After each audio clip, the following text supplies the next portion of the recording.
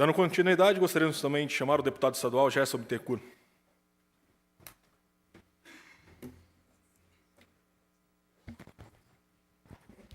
Boa noite, Paulo Roberto, presidente da Câmara, vereador, meu amigo Lorival, deputado Pedro Bigardi, colega do Legislativo Estadual. Queria também cumprimentar aqui o Ademir, representando o prefeito, e parabenizar o Aparecido, não só pelas suas colocações, mas, sobretudo, pela sua iniciativa, sua, do time, da diretoria, do sindicato. Acho que o sindicato tem um papel fundamental na defesa dos direitos dos seus trabalhadores, da sua categoria, mas também tem um papel fundamental em resgatar discussões que trazem uma reflexão para toda a sociedade daquelas alternativas que são as mais viáveis. Pelo menos, se não são as mais viáveis, traz essa discussão, a sua percepção, a sua posição para o debate. Então, parabéns a você, Aparecido, a toda a sua diretoria, por essa iniciativa, porque eu acho que sindicato e movimento sindical faz isso também, como vocês estão trabalhando aqui.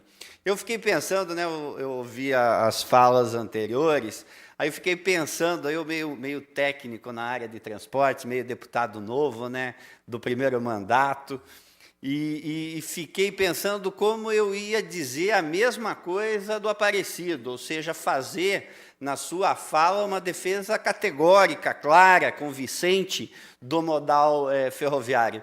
E eu fiquei pensando como que a gente podia fazer isso. Em primeiro lugar, e aí aqui também falaram não só sobre o trem ligando, vamos pegar Campinas, Jundiaí e São Paulo, um trem de média capacidade, um trem de passageiros, que tem uma característica de transportes de massa, tarifa barata, se não R$ 2,90, muito próximo disso, qualidade. Transporte público não pode ser porque é utilizado, na sua grande maioria, por pobres, pessoas de menor poder aquisitivo, que pode ser feito de qualquer forma. Transporte público para pobre, para rico, tem que ser um transporte público de qualidade. Esse é o papel do gestor público, do legislativo e de todos. E aí eu fiquei pensando nos dois projetos, esse projeto aí do trem e o projeto do trem de alta velocidade, do trem-bala, ligando Campinas, São Paulo e ao Rio de Janeiro. E quando as nossas cidades, quem tem mais idade aqui sabe exatamente o que eu estou falando, foram sendo desenvolvidas, tinha um núcleo que era o centro da cidade, e depois aglomerados de casas, vilas, bairros muito bem definidos.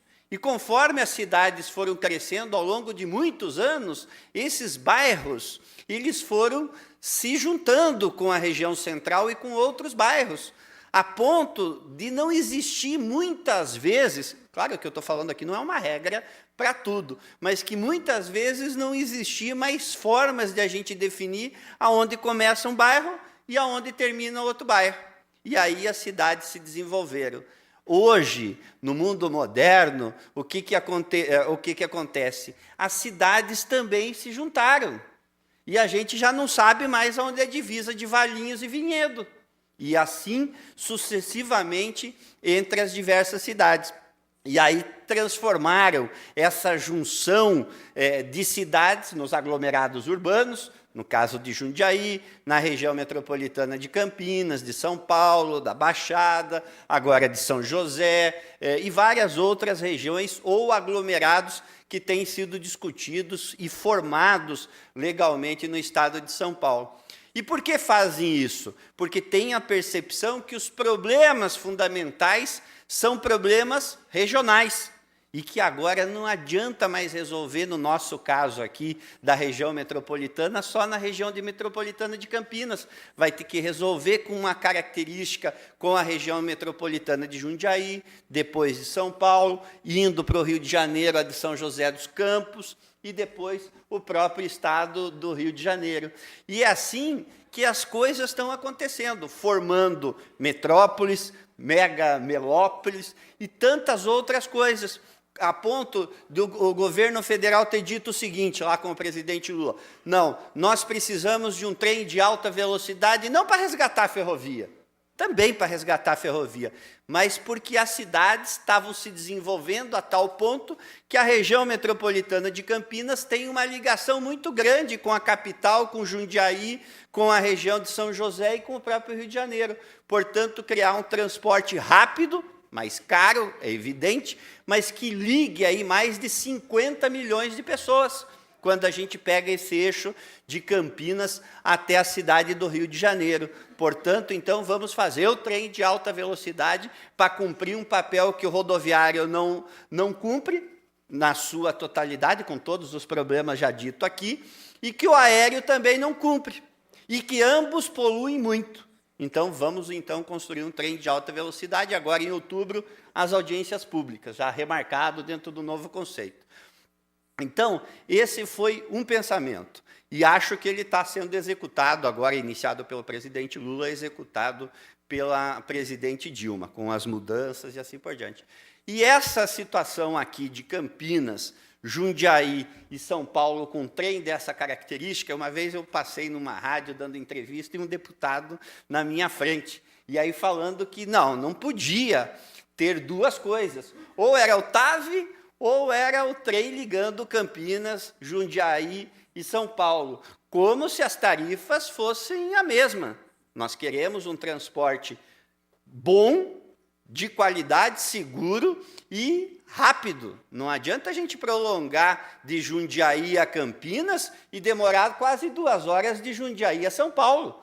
Nós precisamos fazer um projeto global, porque senão quem vai ficar aqui meio-dia? Eu, quando era pequeno, a gente viajava muito de trem, mas passava 4, 5, 6 horas dentro do trem. Hoje as pessoas não fazem isso. Elas querem morar, por exemplo, em Valinhos e poder trabalhar em São Paulo, ou vice-versa. Portanto, precisa um transporte que o rodoviário fretado, os nossos carros não aguentam mais, e as cidades não aguentam mais. Quando a gente fala, então, de região metropolitana, o transporte coletivo, a mobilidade urbana, tem que ser pensada como estruturante dessas cidades. Por isso que o Pedro Bigardi aqui vem com convicção dizer dos projetos, da importância do transporte público coletivo, de passageiros, de carga, estruturar essas regiões metropolitanas e essas diversas regiões metropolitanas entre si. E quando a gente fala do transporte público, e aí vou terminar aqui dizendo como eu pensei em começar, qual é o único transporte público que pode levar muitas pessoas de forma barata, sem congestionamento, com qualidade e poluindo menos? A gente pode dar 3 opções aqui, a ferrovia ou a ferrovia. Talvez pudéssemos dizer a hidrovia, mas nós não podemos ter uma condição que faça essa ligação exatamente como a hidrovia. Então, vamos ser realistas. Então, eu penso, até por ser também técnico, penso que a defesa do sistema rodoviário e desses 2 projetos, o do ligando de passageiros essa região até a capital, como o de trem de alta velocidade. E aí, obviamente, com esses 2 projetos, que não são os únicos no Estado e no Brasil, mas eu acho que podem ser, talvez, os grandes elementos que alavanquem aí, de novo, a indústria ferroviária e esse modal, de fato, como estruturante, como o principal do transporte público. Então, eu somo à frente e às audiências com esse intuito. O Rogério, aqui é meu assessor, inclusive aqui de Valinhos, acompanha essas discussões desde o início do mandato, e vamos trabalhar juntos, não só para retomar o sistema ferroviário, mas para ligar as cidades e ligar as pessoas com condições de qualidade, segurança e, de preferência, sempre preservando o meio ambiente. Essa é a palavra que eu queria trazer aqui de apoio ao trabalho de todos aí. Muito obrigado, pessoal.